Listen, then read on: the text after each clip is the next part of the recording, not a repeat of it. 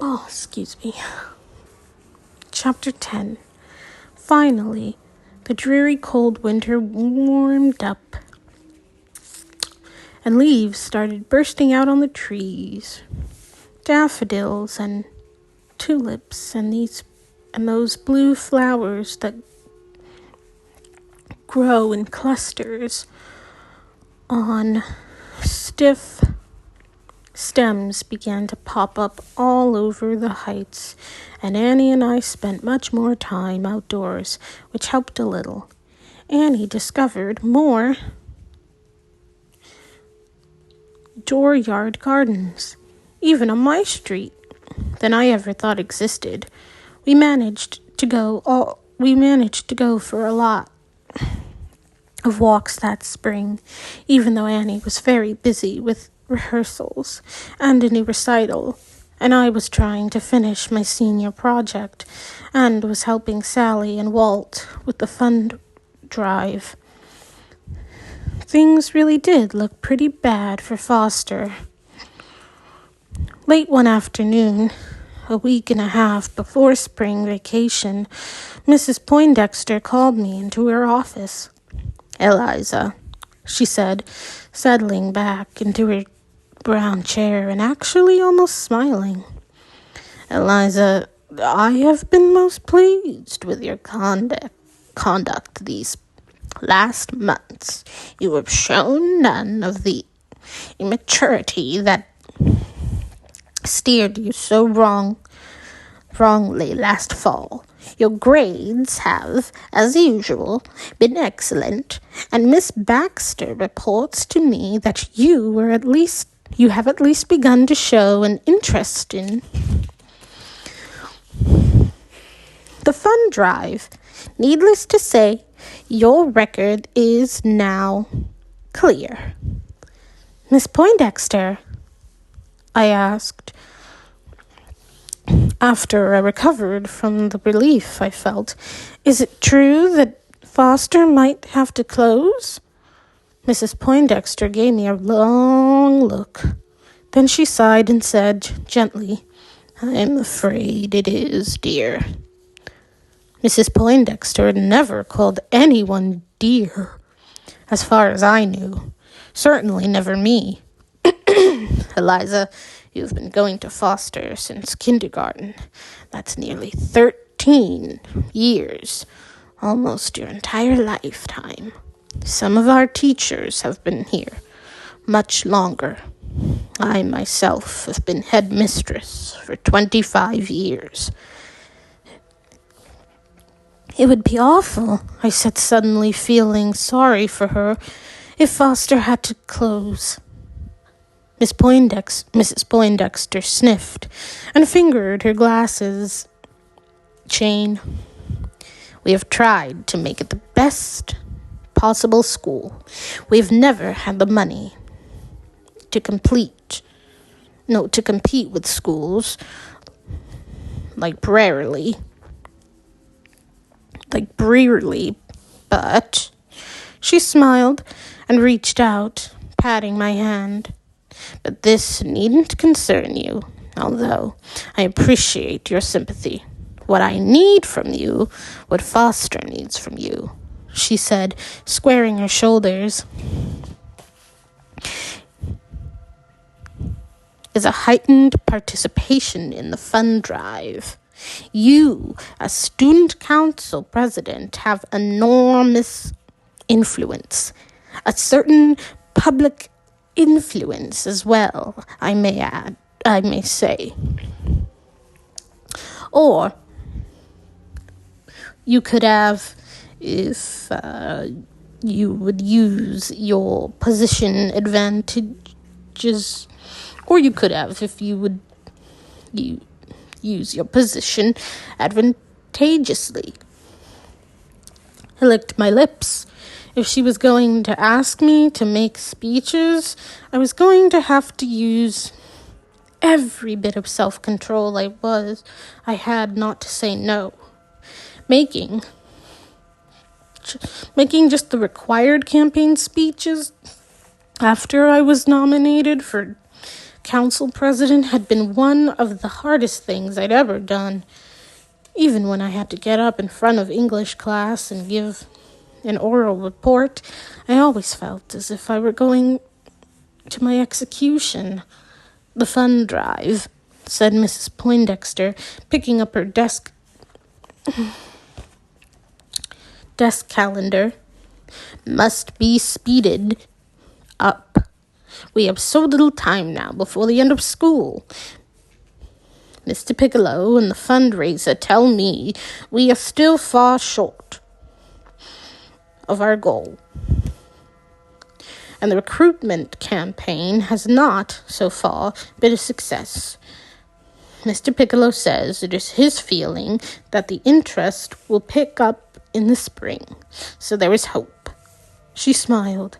"Eliza, I'm sure you will agree that this is the time for student council to take an active lead with the other students, to give Sally and Walt, who are working so very hard, a real boost, so to speak." "Well," I said, "we could talk about it at the next meeting, but there isn't another, is there, until after vacation?" There is now," Mrs. Poindexter said triumphantly, pointing at the calendar with her glasses. "I have scheduled one, assuming, of course, that you and the others again can go. But you will find that out for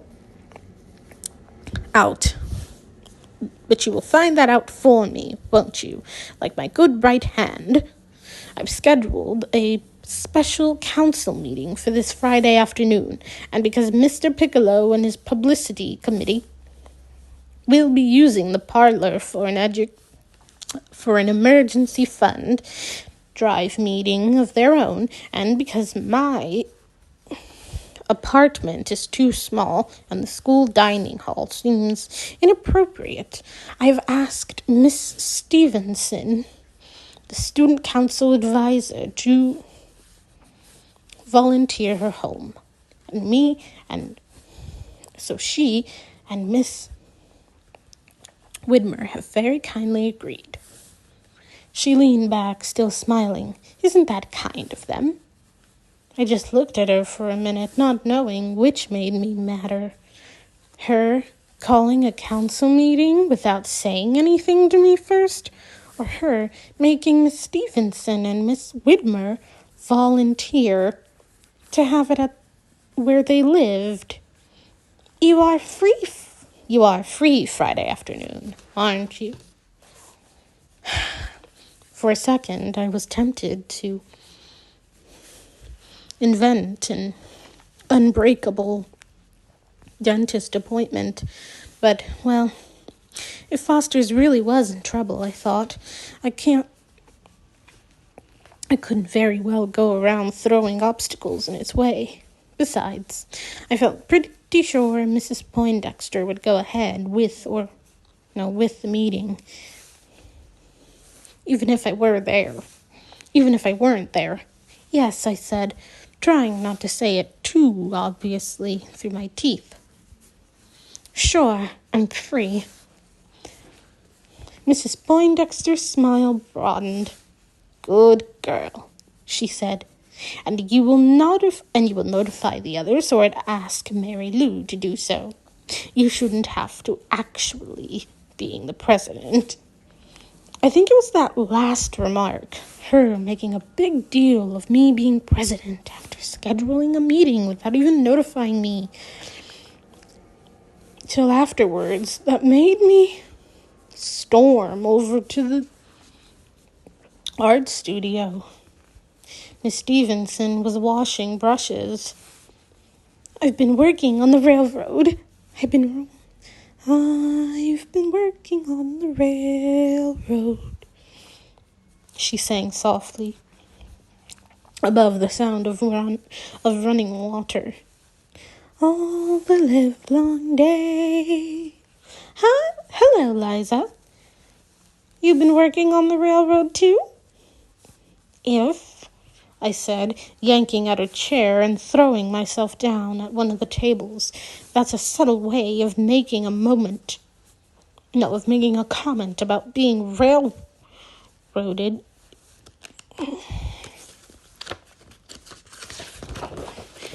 Being railroaded to a certain council meeting. Yes, I sure have been. I just came from Mrs. Poindexter's office. Only the spikes got pounded into me instead of into the railroad ties. Or something. I don't know. Well, said Mrs. Stevenson carefully, stroking a brush back and forth against her palm to see if the color was out of it yet. I suppose I should point out that it's all for a good cause. We need Fosters now. Foster needs us. Mrs. Poindexter means well, after all. I know, I said, sighing, more discouraged than before, since Mrs. Stevenson seemed so calm. But damn it, sorry, darn it, it's the principle of the thing. She might have asked me first, even just told me. And she might have asked to use your place instead of making you volunteer it. Volunteer, huh? Mrs. Stevenson laughed. It was Mrs. Baxter who asked, not Mrs. Poindexter's. No, it was Miss Baxter who asked on Mrs. Poindexter's behalf. I don't think she enjoyed doing it, though. I don't think she quite approves of students going on into teachers' homes. I should think she'd love it, I grumbled.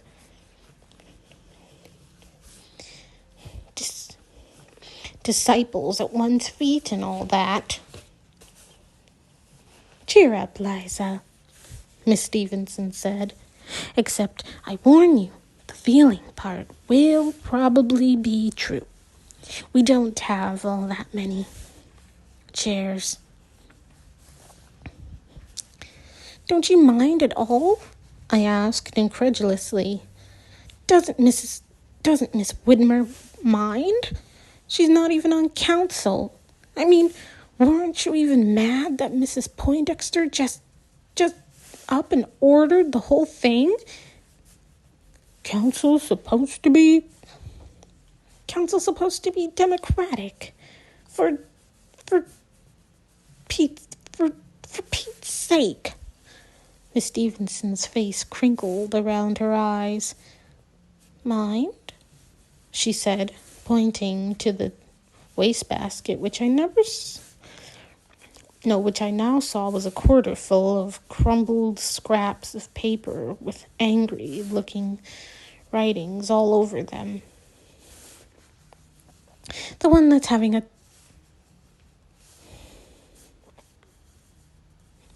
thing that having a temper has taught me, Liza, she said, is that most of the time it's better to do one's exploding in private. But the thing is, we do have to remember that she is the headmistress, and she has done a lot of the school. She has done a lot for the school for many, many years, and, oh, blast it, Liza, not everyone can be as true to all the principles of democracy as you and I can be, can they? Well, that made me laugh, which made me feel a little better. But I wonder if Miss Stevenson could be quite so understanding of Mrs. Poindexter now as she was then. None of us had ever been to Miss Stevenson's and Miss Widmer's house before. Well, Mrs. Poindexter had, or Miss Baxter, but none of the kids had. Their house was in Cobble Hill, which is separated from Brooklyn Heights by Atlantic Avenue's Cobble Hill. Avenue. Okay, Cobble Hill used to be considered a bad neighborhood. My mother never let me and Chad cross Atlantic when we were little. But I don't think it was ever that bad. People have fixed up a lot of houses there now, and it's a nice mixture of nationalities and ages and kinds of jobs. Unpretentious, I guess you could call it. I guess you could call it something the Heights tries to be but isn't. The house is Miss Stevenson's and Miss Widmer's. The house that they lived in was just that, a house, which is unusual in New York, where most people live in apartments. It's a townhouse attached to a lot of other houses, so it's technically part of a row house. There are 2 long row houses containing 10 or so townhouses, each facing one another across a wonderfully tangled private garden.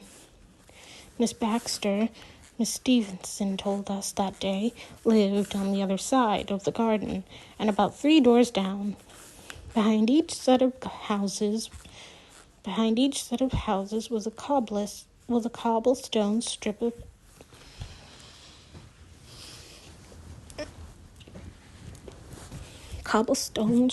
separate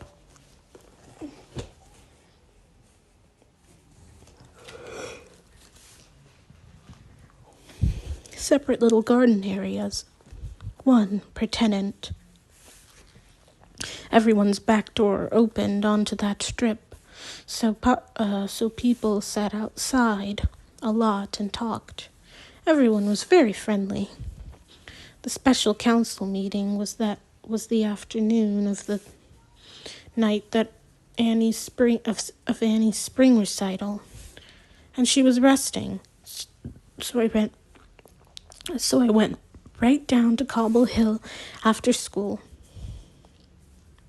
I was the first to arrive. Miss Stevenson and Miss Widmer showed me around and kidded me about my professional interest in the house. There were 3 floors. I didn't see the top one, where the bedrooms were, but I saw both the others. Basically 2 rooms per floor, and very cozy. The bottom floor had the kitchen, which was huge and bright with gleaming white, flecked with black linoleum, copper-colored appliances, and dark wood cabinets. The back door leading out to the cobblestones and the garden was off that. There was a tiny bathroom off the kitchen and a little hall at the foot of the stairs with a bare brick wall covered in hanging plants. The dining room was off that, which much exposed the brick and a heavy beamed ceiling. "This is our cave," Miss Widmer said, showing it to me, "especially in winter when it's dark at dinner time." I could see that it would be cave-like because of the heavy low beams and the little window. Also, the ground was higher at the front of the house than at the back, dropping the dining room below ground level, so its window looked out on people's feet as they passed by. 2 of the walls were lined with books, which added to the cave-like atmosphere. Upstairs on the 2nd floor was the living room and a sort of study or workshop. in a workroom, a steep flight of stairs before the front garden area to the front door, which led directly into the study. There was an old-fashioned mail slot in the door, and I thought how much nicer and more private that must be than getting one's mail from a locked box in the entryway as we did. "Here's where your fates are decided," Miss Widmer laughed, pointing to the pile of papers on her desk, topped with her roll book. Miss Stevenson had an easel set up near the window and art supplies neatly arranged on a shelf against the wall. The living room was on the other side of the stairwell, comfortable and cozy like the rest of the house. There was lots of plants around, records and books everywhere, nice pictures on the walls. Many of them, Miss Stevenson said, done by former students, and two enormous cats, one black and one orange, who followed us everywhere. And, of course, made me think of Annie and of her grandfather, the butcher. "I don't know what we're going to do with them this spring vacation," Miss Widmer said. When I stooped to pat one of the cats after I'd told her and Miss Stevenson about Annie's grandfather. "We're going away, and the boy who usually takes care of them is also."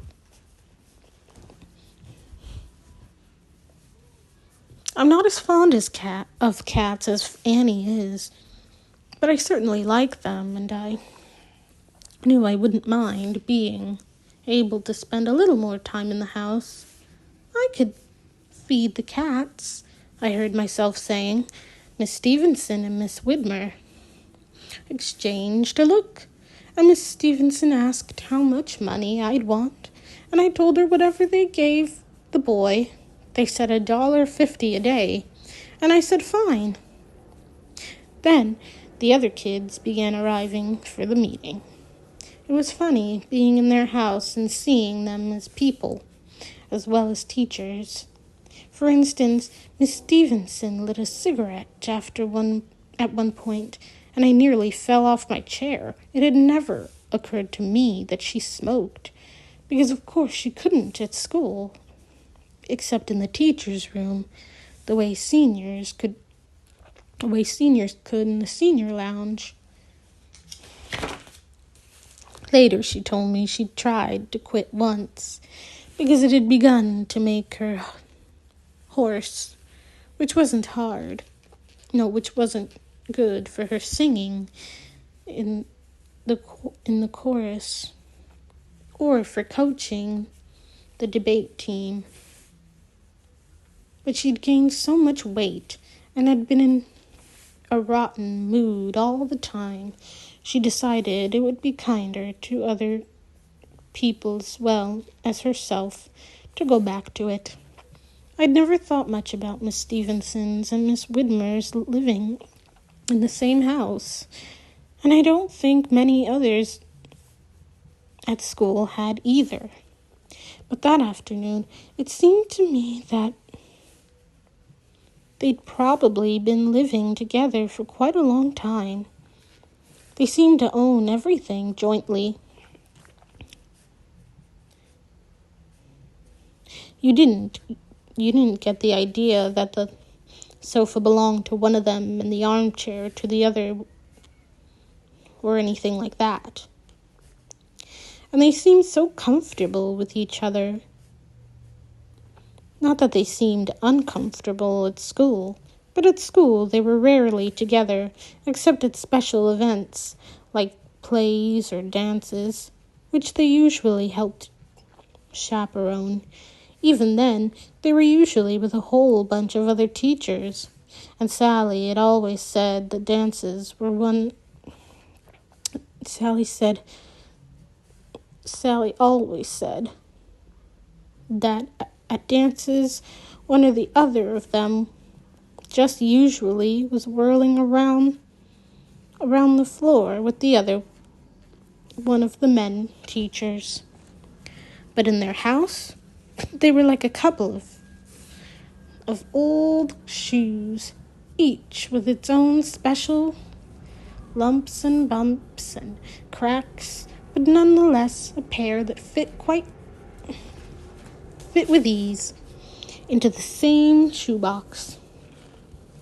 "It's so nice of you to have us here," said Miss. "It's so nice of you to have us here," said Mrs. Poindexter, when we were all more or less settled in the living room, and Miss Widmer and Miss Stevenson were passing out cokes and tea and cookies. All not only included members of the student council, but also Sally and Walt, a student fund drive chair people, and Miss Baxter as well. Miss Baxter was taking notes, which made Mary Lou furious.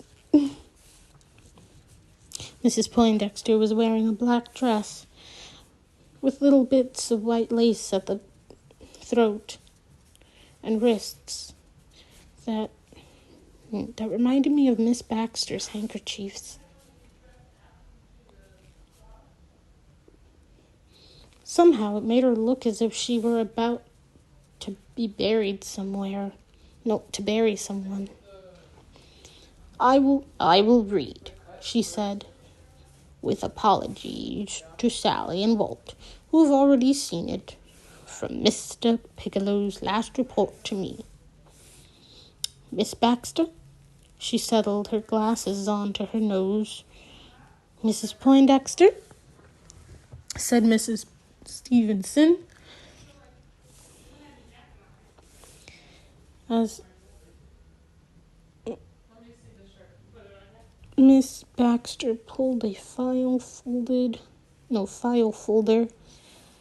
out of the chunky old-fashioned briefcase she'd brought with her. "Shouldn't the meeting be called to order first?" Sorry, guys. Mrs. Poindexter flipped her glasses up. Oh, very well, she said crossly. "The meeting..." Miss Stevenson cleared her throat. "Eliza," said Mrs. Poindexter smoothly, "we're waiting." "The meeting," I said as steadily as possible, "will come to order. The chair," I couldn't help giving that word a little extra emphasis, "recognizes Mrs. Poindexter." Mrs. Poindexter crashed her glasses back onto her nose and pushed away the black cat, who had started to rub against her leg. Then he moved to Miss Baxter, who sneezed demurely but pointedly. Miss Widmer scooped him up and took him downstairs. "The overall goal," said Mrs. Poindexter, sonorously, looking over the tops of her glass spectacles, "is $150,000 for rising expenses like salaries and badly needed new equipment in the lab, for example, and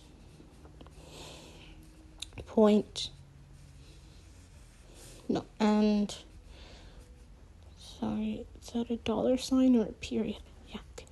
We'll just say 150 and 150,000 and 150,000 for renovations. We don't actually have the cash. If we don't, no, we don't actually have to have the cash by the end of the campaign, but we'd like to have the pledges for that amount, with their due dates staggered, so we can collect 100,000 a year for the next 3 years. And by next fall, we'd like to have 35 new students, 20 in the lower school, 10 in the freshman class, and 5 in the sophomore class. So far, we have only 4 new lower school prospects and 1 freshman, and less than half the money has been pledged. Con whistled. Precisely, said Mrs. Poindexter. I'm changing her voice just because, it's a lot to do. Or I'll go back to it. Let me drink some water.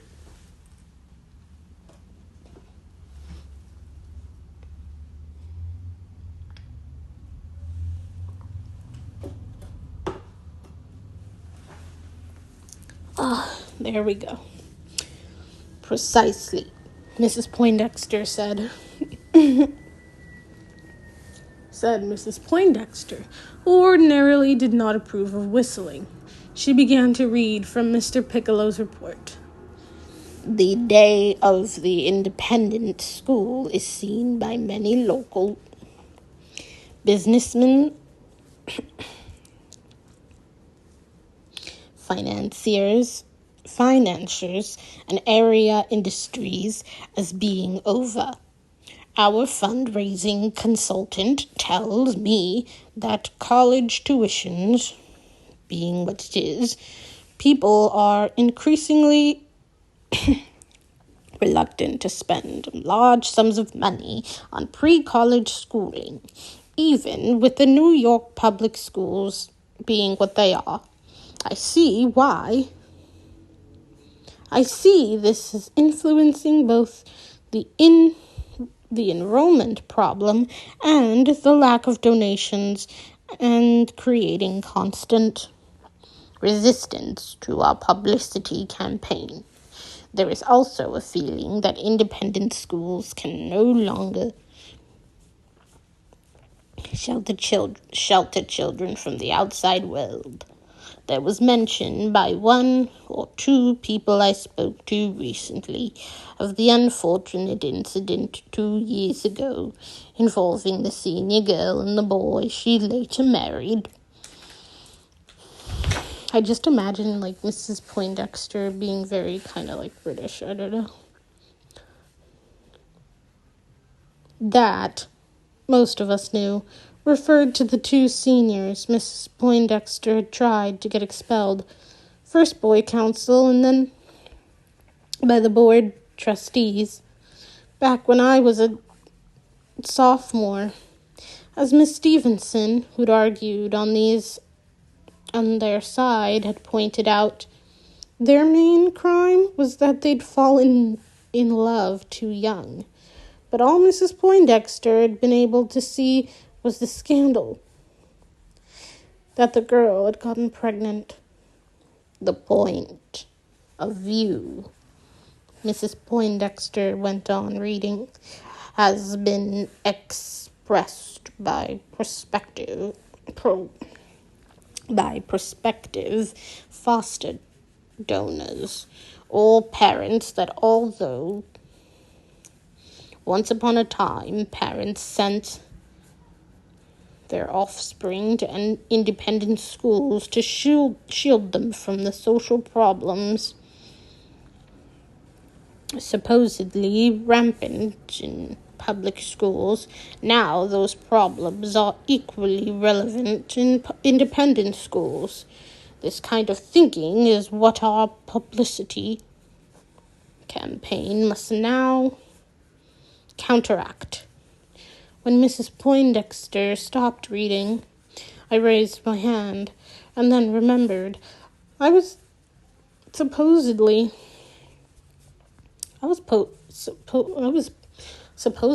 presiding. No, I was supposedly presiding. So I put it down. I have a friend who goes to a public school, I said, feeling a little odd referring to Annie that way. And, well, I think they have more of a drug problem. They have more of a drug problem, for instance, than we do, and other problems, too. So I wonder if those parents and people are really right about the problems being equally relevant. But one thing, though, even though my friend's school is kind of rough, it is a lot more interesting than Foster. What I'm saying is that I wonder if some people might want to send their kids to public schools to sort of broaden them. I think maybe more people think independent schools are snibby than they used to be.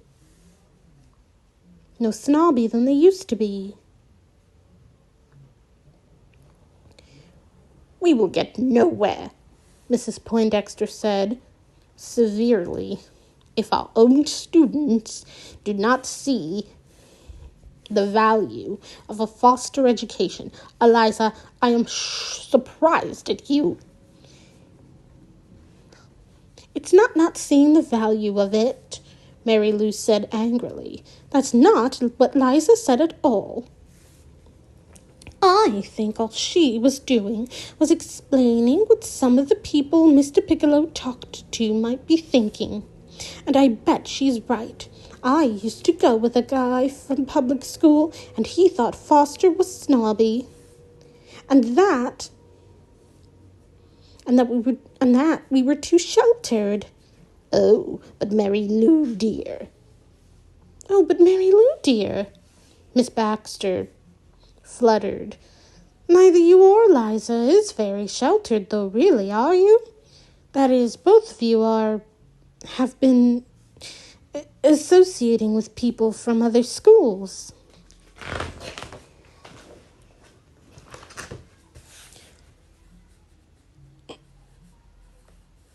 And have, as you say, you have been.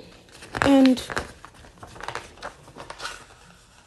associating with people from other schools and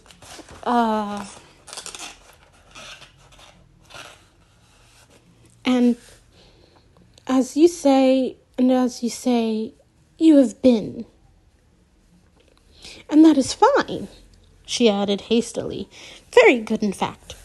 She glanced anxiously at Mrs. Poindexter. We must remember, she said gently, that it takes all kinds. The good Lord made us all. I am not sure, said Mrs. Poindexter, but what this is all entirely beside the point. It is our job to sell Foster's advantages to people, not to imagine advantages, or to dwell on the questionable influence students from outside schools may have. Questionable influence, I burst out before I could stop myself, and Mary Lou, she had worn that public school guy's ring for nearly a year, got very red. Con shook his head at her and put his hand on my arm, whispering, "Watch it, Liza." Well, the whole meeting fell apart then. We spent a lot of time arguing instead of deciding what to do. It's just, in order to combat other people's attitudes, we have to understand them first, Con said, about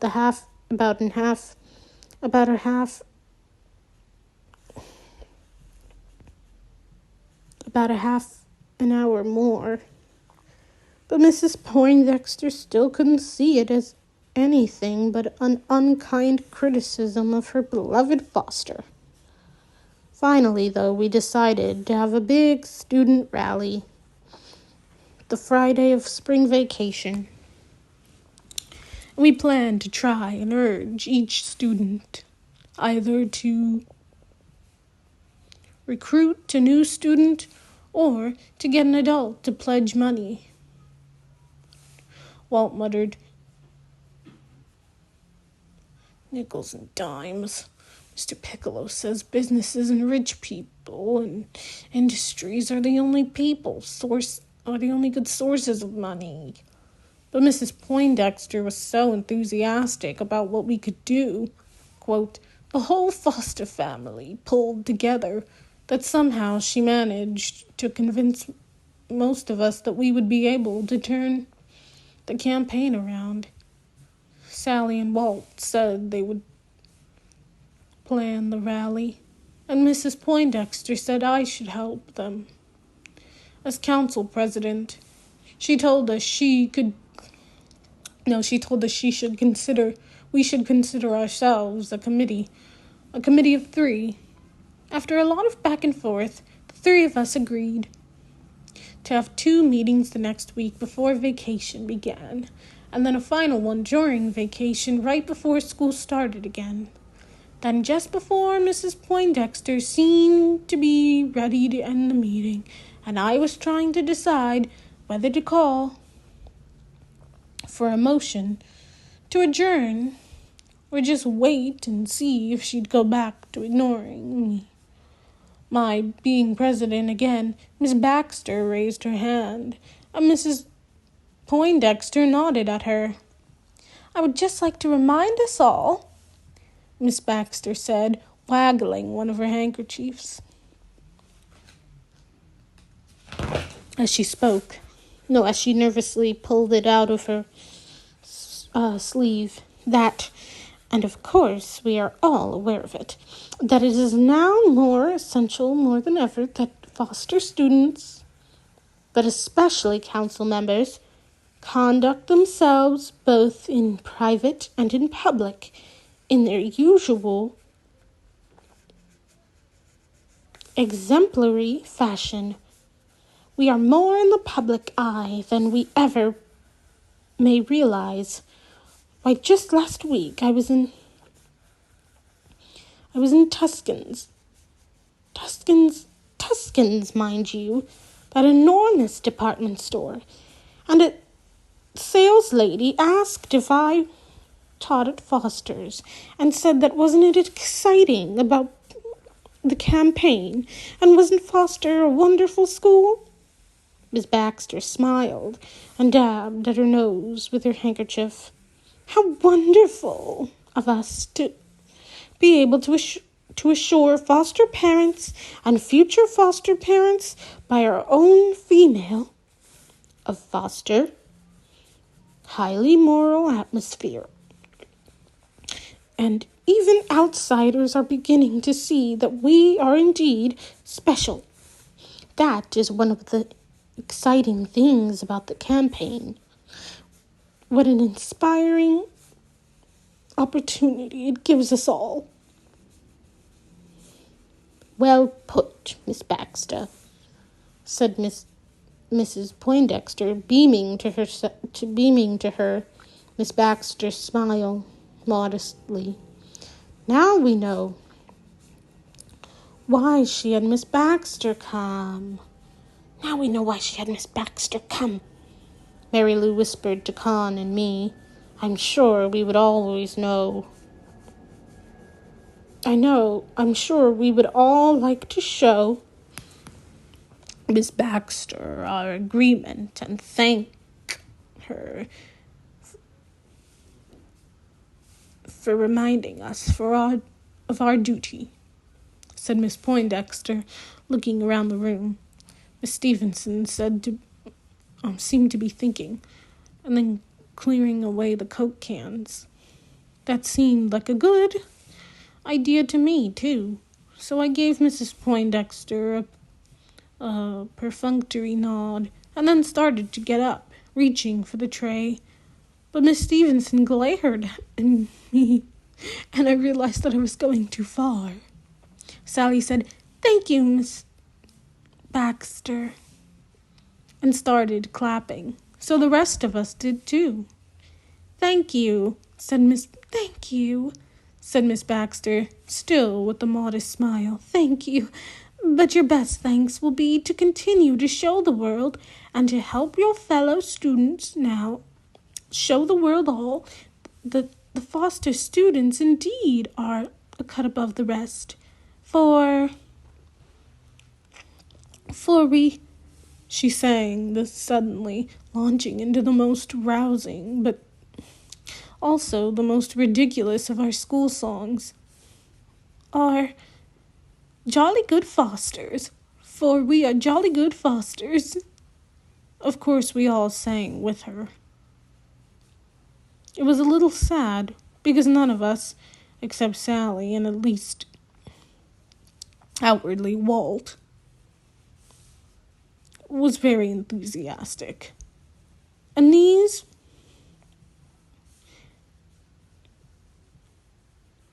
there were those two old women. Whale and pilot fish, eagle and sparrow, heads, back, mouths open wide, eyes shining, singing as if they were both desperately trying to be 15 years old again.